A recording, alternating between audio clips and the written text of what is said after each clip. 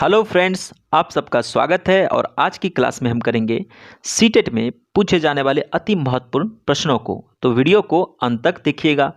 पहला प्रश्न कह रहा है कि ईवीएस की एक अध्यापिका की कक्षा में अबू धाबी का एक छात्र है। अध्यापिका की ऑनलाइन कक्षा लेने का नियम समय जो है 10 AM है, यानी कि 10 बजे सुबह में। IST है। IST मतलब इंडियन स्टैंडर्ड टाइम, मतलब इंडिया के अकॉर्डिंग जो स्टैंडर्ड टाइम है उस हिसाब से शिक्षिका जो है क्लास लेती है 10 बजे सुबह में।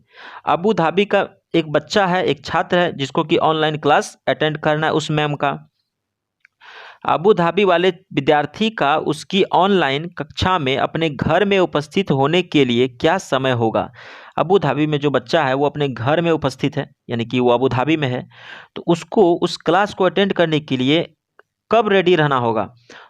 तो कंसेप्ट ये है कि इंडिया का जो स्टैंडर्ड टाइम है वो क्या है कि अबू धाबी से 1.5 घंटा आगे है। कहने का तात्पर्य ये हुआ कि अगर यहाँ पे इंडिया में अगर 10 बज रहा है तो अबू धाबी में इसमें से 1.5 घंटा घटा दीजिए। अगर 10 बजे में हम 1.5 घंटा घटाएंगे तो क्या कितना बजेगा, 8 बज के कितना मिनट हो जाएगा, 8:30 AM हो जाएगा। लेकिन आप देखेंगे कि कोई भी ऑप्शन में ये 8:30 नहीं है, तो कोई भी ऑप्शन, सारा ऑप्शन क्या है, रॉन्ग है। रियल आंसर क्या होगा इसका, 8:30 AM।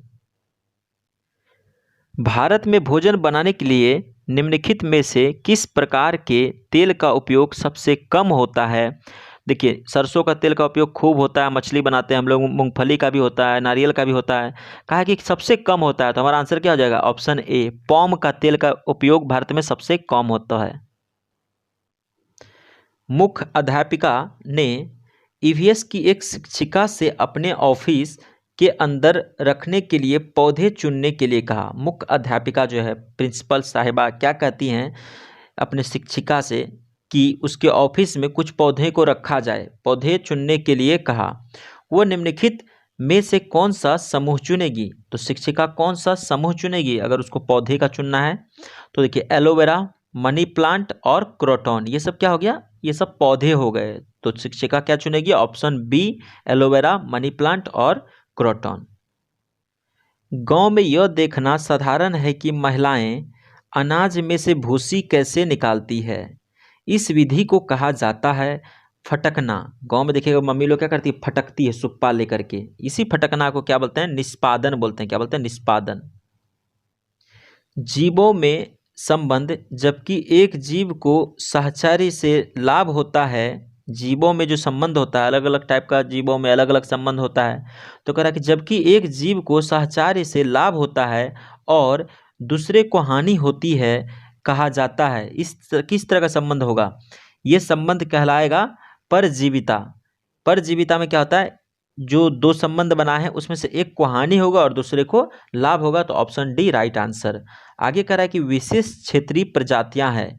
विशेष क्षेत्रीय प्रजातियां कौन हो जाएंगे, विशेष क्षेत्रीय प्रजातियां, ऑप्शन डी देखिए, एक क्षेत्र में पाई जाने वाली प्रजातियां।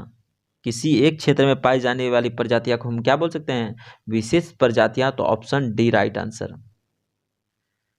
निम्नलिखित में से कौन सा वनोन्मूलन, वनोन्मूलन मतलब क्या हो गया, वन का खत्म होना के परिणाम है। ठीक है, वन उन्मूलन मतलब क्या हो गया, वन का जो खत्म होना, इसका क्या परिणाम है, इससे क्या क्या हो रहा है। इससे देखिए, वायुमंडलीय ताप में वृद्धि हो रही है। बिल्कुल सही बात है कि वायुमंडल का ताप बढ़ते जा रहा है। जैसे जैसे क्या हो रहा है ना, प्लांट कम हो रहा है, उसका उन्मूलन हो रहा है, तो क्या हो रहा है, वायुमंडलीय ताप में वृद्धि हो रही है। वायुमंडल में CO2 के स्तर में भी वृद्धि हो रही है। CO2 के स्तर में वृद्धि होने के कारण ही वायुमंडलीय ताप में वृद्धि होती है, क्योंकि CO2 क्या करता है ना, जो हीट आता है सन का धरती पे, उसको CO2 एब्जर्व करके धरती पे ही रख देता है। अब देखिए, भूजल स्तर में वृद्धि नहीं, भूजल स्तर में वृद्धि नहीं, गिरावट हो रही है। गिरावट क्यों हो रही है, क्योंकि बारिश नहीं हो रही है। CO2 के बढ़ जाने से, इसके लेवल को बढ़ जाने से क्या हो जा रहा है, गर्मी हो जा रहा है और बारिश नहीं हो रही है। बारिश नहीं होगा तो क्या हो जाएगा, भूजल स्तर में क्या हो जाएगा, वृद्धि नहीं होगा, जबकि क्षय होगा, कमी आएगी। तो ऑप्शन सी क्या हो जाएगा, रॉन्ग। बाढ़ और सूखे जैसे प्राकृतिक आपदाओं के होने की संभावना में वृद्धि। बिल्कुल, बाढ़ और सूखे जैसी प्राकृतिक आपदाएं हो सकती है, क्योंकि चक्र है ना, साइकिल अनबैलेंस हो रहा है। तो ये भी क्या हो जाएगा, ऑप्शन डी भी सही। तो ए बी डी कहाँ है, तो ऑप्शन सी में हम देख रहे हैं कि ए बी डी है, तो ऑप्शन सी इसका राइट आंसर होगा। ठंडे और गर्म रेगिस्तान को समझने के लिए निम्नलिखित में से कौन से कथन सही हैं। देखिए, ठंडे रेगिस्तान किसको कहते हैं और गर्म रेगिस्तान किसको कहते हैं। गर्म रेगिस्तान में अधिक तापमान होता है, बिल्कुल सही बात है। जबकि ठंडे रेगिस्तान में कम तापमान होता है, बिल्कुल सही। गर्म रेगिस्तान पर सूर्य और रेत की अधिकता होती है, सही बात है। राजस्थान में देखिए उसमें क्या होता है, सूर्य और रेत की अधिकता होती है। ठंडे रेगिस्तान में भूमि बर्फ और हिम से आच्छादित होती है। ठंडे रेगिस्तान में क्या होता है, वहाँ बर्फ होता है और हिम मतलब भी बर्फ ही होता है, से आच्छादित मतलब ढका हुआ रहता है। आगे पढ़िए क्या कह रहा है। कह रहा है कि गर्म रेगिस्तान लाल या नारंगी होते हैं, बिल्कुल। टेम्परेचर ज़्यादा रहेगा तो लाल या नारंगी ही होगा। जबकि ठंडे रेगिस्तान कैसे होते हैं, सिलेटी होते हैं। ये ऑप्शन भी सी बिल्कुल राइट है। ऑप्शन डी पढ़ते हैं। गर्म और ठंडे रेगिस्तान में ऋतु के उतार चढ़ाव के महत्वपूर्ण प्रभाव की अनुभूति की जा सकती है, नहीं। यहाँ पे ज़्यादा ऋतु में उतार चढ़ाव नहीं होता है। गर्म में गर्मी ही लगेगी और ठंडी में क्या होगा, आपको ठंडी ही लगेगी। तो ऑप्शन डी रॉन्ग हो जाएगा। अब देखते हैं कि ए बी सी कहाँ पे है। तो ऑप्शन बी में ए बी सी है, तो यही हमारा क्या हो जाएगा, राइट आंसर हो जाएगा दोस्त। वन जीवन के संरक्षण के लिए, जो वन्य जीव है या वन्य जीवन है, उसके संरक्षण के लिए राष्ट्रीय उपवन, उपवन मतलब पार्क महत्वपूर्ण है, सही बात है। नेशनल पार्क क्या है, बहुत ही इंपॉर्टेंट है उसके संरक्षण के लिए। भारत में कौन सा राष्ट्रीय उपवन सबसे पुराना है।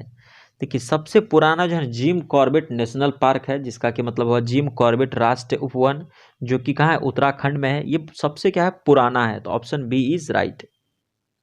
ये बहुत ही अच्छा प्रश्न है। ये इससे आप क्या क्या होगा, संज्ञान भी विकसित होगी, आप में संरचनात्मकता होगी।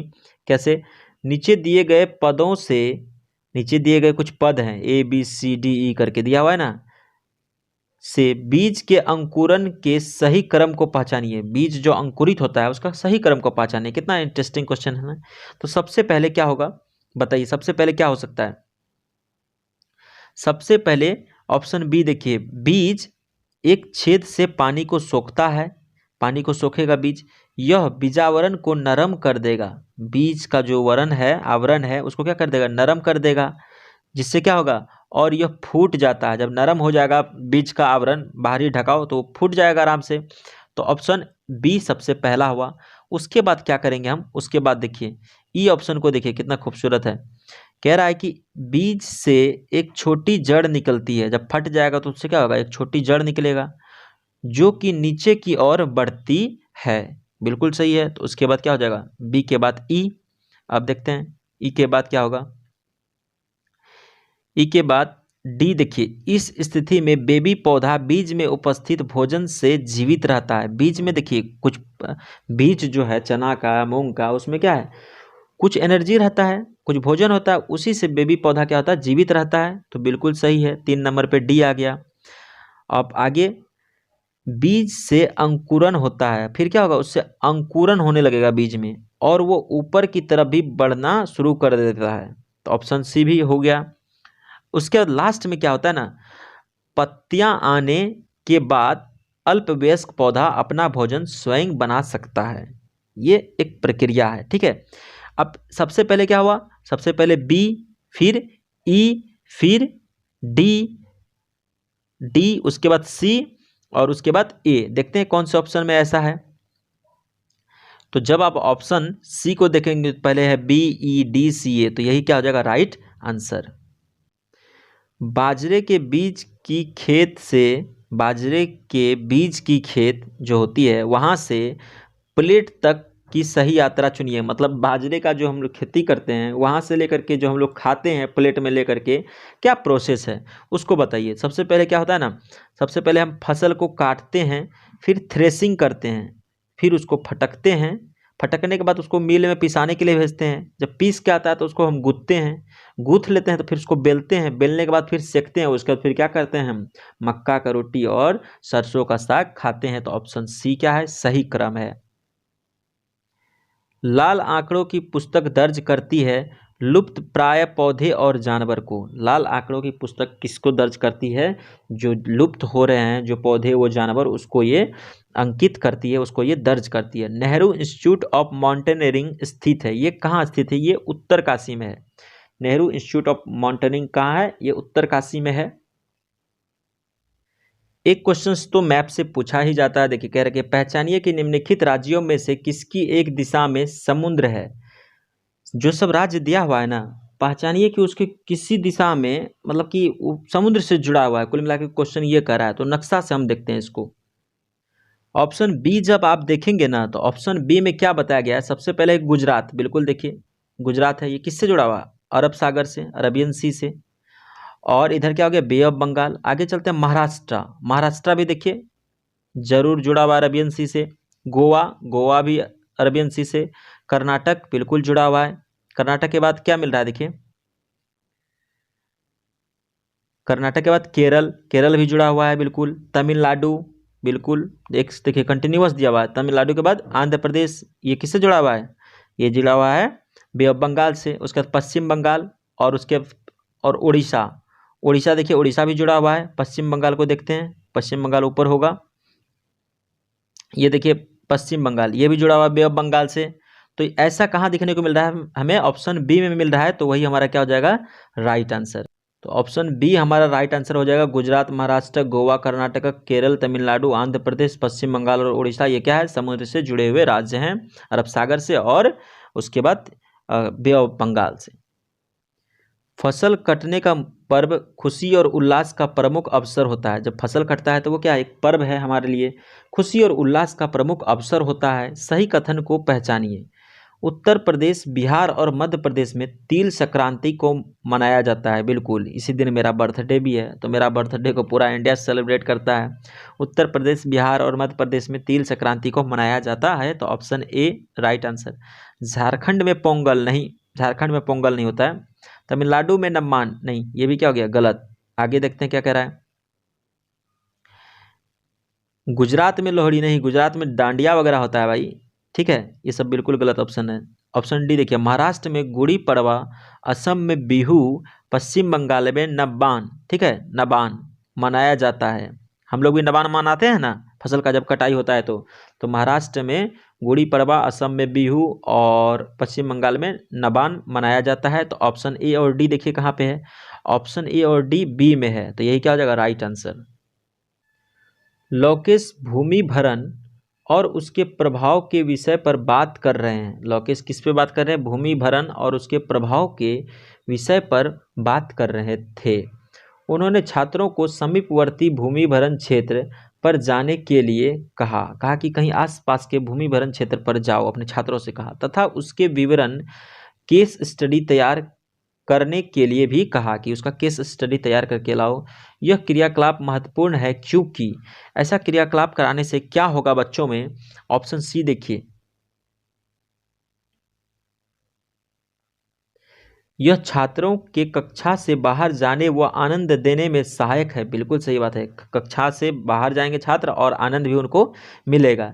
यह छात्रों को समस्या के विश्लेषण तथा उसके हल के विषय में सोचने में सहायक है। बिल्कुल ऑप्शन डी भी सही है। तो इसका आंसर क्या हो जाएगा?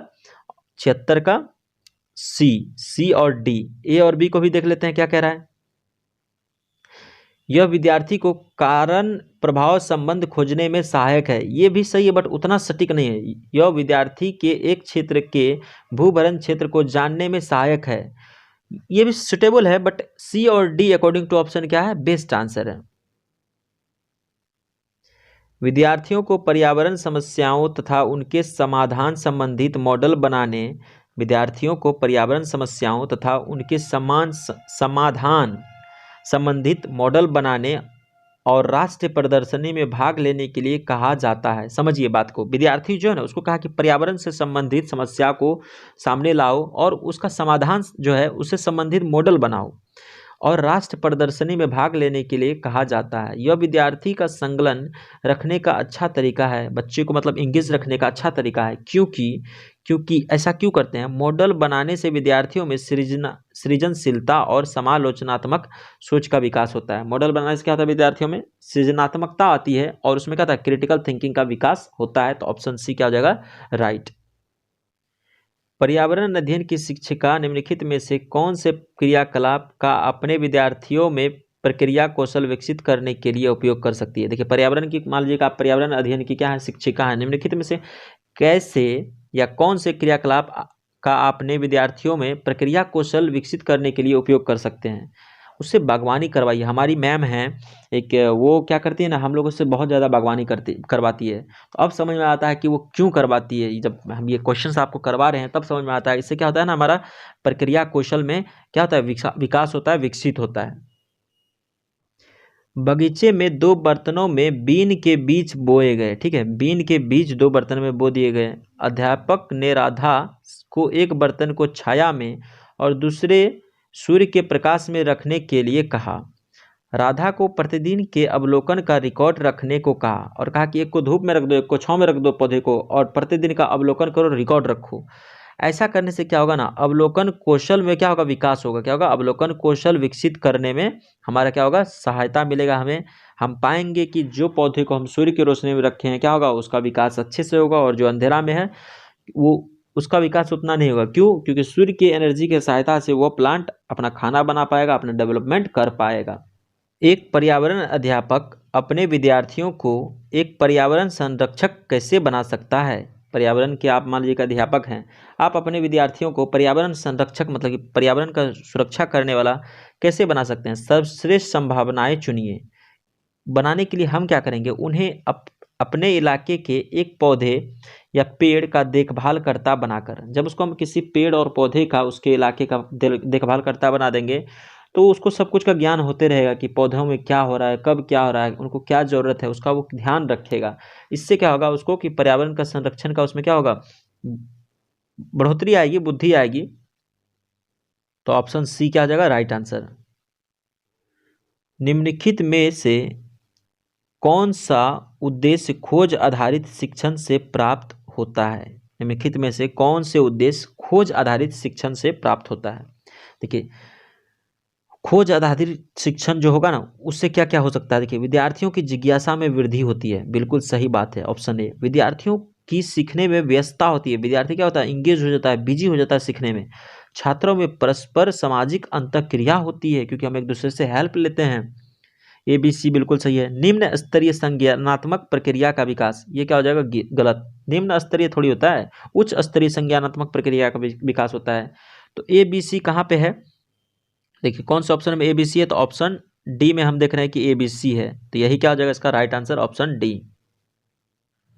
छात्रों में शिक्षण योग्यता सुधारने के लिए अनुभवजन्य शिक्षण महत्वपूर्ण है।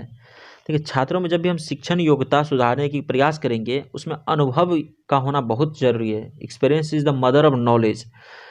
इनमें से कौन सी उपलब्धि अनुभवजन्य शिक्षण से प्राप्त की जा सकती है? देखिए, ज्ञानेंद्रिय अनुभव बिल्कुल बात है, हम ज्ञानेंद्रिय किसी चीज़ को टच करके सीख सकते हैं, अपने ज्ञानेंद्रियों का यूज करके सीख सकते हैं। ठोस अनुभव, ये भी बिल्कुल बात है। ज्ञान वृद्धि व ग्रेड अंकों में वृद्धि, ये ग्रेड फ्रेड वाली बात क्या है, बकवास की बात है। ठीक है, कौशल प्रक्रिया में सुधार, बिल्कुल सही बात है। तो ऑप्शन ए बी डी कहाँ पे है, तो आप पाओगे ऑप्शन ए बी डी कहाँ ए में है, तो हम आंसर टिक करके निकल जाएंगे। सचिन सामाजिक आर्थिक अभावग्रस्त पृष्ठभूमि से संबंध रखता है। उसकी कक्षा अध्यापिका श्रीमती खुराना को उसकी सहायता करनी चाहिए, बिल्कुल करनी चाहिए। जिसका सामाजिक और आर्थिक क्या हो, अभावग्रस्त पृष्ठभूमि से जो भी बच्चे संबंध रखते हो, उसका क्या करना चाहिए, हमें सहायता करनी चाहिए। तो खुराना जी को उनकी सहायता करनी चाहिए। और कक्षा में ऐसे वातावरण और स्थिति बनानी चाहिए, ऐसे वातावरण बनना चाहिए जिससे उसके सांस्कृतिक और सामाजिक परिवेश को सम्मान से देखा जाए। ठीक है, वो गरीब है, वो अमीर है, उसको जब हम प्यार से देखेंगे, उसको संस्कृति को वैल्यू देंगे, समाज को, उसका परिवेश को हम सम्मान देंगे, तो क्या होगा, उसका मनोबल बढ़ेगा। तो option A is right answer. निम्नलिखित में से कौन सा एक पर्यावरण अध्ययन के अध्यापक के लिए, पर्यावरण अध्ययन के जो भी अध्यापक हैं उनके लिए कक्षा को प्रभावशाली बनाने में सहायक होगा? पहला देखिए, विद्यालय का बगीचा, बिल्कुल सही बात है। विद्यालय का बगीचा क्या होगा, कक्षा को क्या बना सकता है, प्रभावशाली बना सकता है, क्योंकि वहाँ से बहुत कुछ सीखने को मिलता है। देखिए, संप्रेषण तकनीक, बिल्कुल सही बात है, लेकिन संप्रेषण तकनीक देखिए ऑप्शन सी में समाहित है, तो ऑप्शन बी हम ना टिक करके सी करेंगे, क्योंकि इसमें देखिए सूचना भी है और वो संप्रेषण तकनीक भी है। तो ये वाला ऑप्शन इसमें आ गया, तो हमको बेस्ट ऑप्शन छांटना है। तो बी जब इसमें आ गया सी में, तो हमारा आंसर क्या हो जाएगा, सी वाला। और आगे देखिए, विद्युत उपकरण व टेलीविजन, नहीं, ये उतना सुटेबल नहीं है। तो विद्यालय का बगीचा ऑप्शन ए, और सूचना व संप्रेषण तकनीक ऑप्शन सी। तो कहाँ पे ए और सी, ए में है। तो यही हमारा क्या हो जाएगा, राइट आंसर। श्रीमती मेहरा अपने छात्रों के परस्पर संबंध, सामाजिक विशेषताओं, गुणों का विकास करना चाहती है। बिल्कुल अच्छी बात है। वे अपनी पर्यावरण अध्ययन की कक्षा में किस आकलन के साधन का उपयोग करेंगे? किस आकलन का करेंगे? पहला देखिए, चर्चा करने से भी ऐसा हो सकता है। फिर देखिए, चर्चा करने के बाद क्या कर सकते हैं हम उसको, सामूहिक क्रियाकलाप कर सकते हैं। तो सामूहिक क्रियाकलाप करेंगे हम, तो ऑप्शन सी भी हो गया। बी और सी देखिए कहाँ पे है, मौखिक उत्तर प्रश्न ये बेकार है, फालतू है, लिखित प्रश्न उत्तर ये सब फालतू है। तो बी सी ऑप्शन ए में है, तो यही इसका आंसर हो जाएगा। पर्यावरण अध्ययन के अध्यापक श्री मेहरा, अब देखिए अब श्री मेहरा आ गए जी, अपनी कक्षा में हमेशा भारत का मानचित्र लेकर जाते हैं। क्योंकि हमेशा कक्षा में भारत का मानचित्र इसलिए लेके जाते हैं, इससे क्या होगा ना, मानचित्र छात्रों को स्थान और दिशाओं की स्थिति को समझाने में सहायक होते हैं। सही बात है। टीएलएम की तरह काम करेगा, टीचिंग लर्निंग टूल्स की तरह काम करेगा, नहीं करेगा, टीचिंग लर्निंग मटेरियल्स के तौर पे काम करेगा। जब मानचित्र रहेगा तो हम उसमें उसको दिशा बता सकते हैं कि ये देखो, ये अमेरिका इसके इधर है, लंदन इधर है, ये नदी वहाँ है। तो ऑप्शन सी क्या हो जाएगा, राइट आंसर हो जाएगा। अर्जुन अक्सर पर्यावरण अध्ययन की कक्षा में विद्यार्थियों से खेल के मैदान से लौटते हुए क्या देखा, उसके विषय में रोचक प्रश्न पूछते हैं। अर्जुन हमेशा क्या पूछते हैं कि खेल के मैदान से लौटते हुए क्या देखा। इस प्रकार के विद्यार्थियों के किस कौशल का आकलन करते हैं? ये देखिए, अवलोकन कौशल का। क्या चीज़ का करता है? अवलोकन कौशल का, क्योंकि वो जानना चाहता है कि वो क्या देखा, उन्होंने लौटते समय क्या देखा, नहीं देखा, इसका ये वो अवलोकन करना चाहते हैं। प्राथमिक स्तर के लिए कौन सी विधि पर्यावरण अध्ययन शिक्षण के लिए अच्छी नहीं है? देखिए, प्राथमिक स्तर मतलब छोटे बच्चों को जो पढ़ाते हैं 1 से 5 तक के लिए कौन सी विधि पर्यावरण अध्ययन शिक्षण के लिए अच्छी नहीं है? नहीं है पूछा है हमसे। देखिए, पहला कि विद्यार्थियों को अवलोकन के लिए कहना, बिल्कुल सही बात है, ये बिल्कुल सही बात है। अवलोकन के लिए कहना बिल्कुल सही बात है। क्षेत्र भ्रमण एकदम सॉलिड बात है, बढ़िया बात है। लघु चलचित्र देखना, शॉर्ट मूवी, बिल्कुल सही बात है, इससे भी ज्ञान बढ़ता है। हमका कहा है कि नहीं, तो हम क्या करेगा, हम करेंगे कि कक्षा अध्यापन में प्रत्यय तथ्य देना। तथ्य वाली बात क्या हो जाएगा, बेकार हो जाएगा, फालतू हो जाएगा। तो हमारा आंसर क्या हो जाएगा, ऑप्शन बी ही हो जाएगा, क्योंकि हमसे क्या कहेगा, अच्छा नहीं है, तो यही वाला ऑप्शन है, कक्षा अध्यापन में प्रत्यय तथ्य देना, ये बिल्कुल अच्छा नहीं, तो option B is right answer. Shrimati Manisha पर्यावरण अध्ययन के शिक्षण के लिए अच्छा वातावरण बनाती है, वे योजना बनाती है। श्रीमती मनीषा जो है पर्यावरण अध्ययन के शिक्षण के लिए अच्छा वातावरण बनाती है, वे योजना बनाती है। इससे क्या होगा, इससे देखिए, आसपास के क्षेत्र के सर्वे का आयोजन करना, इससे क्या हो जाएगा, आसपास के क्षेत्र के जो है वहाँ पे क्या हो रहा है, नहीं हो रहा है, उसका सर्वे का क्या हो जाएगा, आयोजन हो जाएगा। Option D right. पर्यावरण अध्ययन शिक्षण डैश उपागम का अनुसरण करता है। पर्यावरण अध्ययन शिक्षण से क्या होता है, सामाजिक रचनावादी उपागम का अनुसरण करता है। ऑप्शन ए इज राइट, सामाजिक रचनावादी उपागम। दोस्तों, अगर आपको ये जो मैं बताया हूँ कंसेप्ट अगर अच्छा लग रहा है तो आप मुझे सपोर्ट कर सकते हो, यानी कि वीडियो को लाइक कर सकते हो, चैनल को सब्सक्राइब कर सकते हो और लोगों को शेयर कर सकते हो। और इसका अगर आपको पीडीएफ चाहिए तो आप टेलीग्राम चैनल ज्वाइन कर सकते हैं, APNA अपना, और हिंदी में लिखिएगा को और ल। यहाँ से आप मस्त मक्खन जैसे पीडीएफ पा सकते हैं।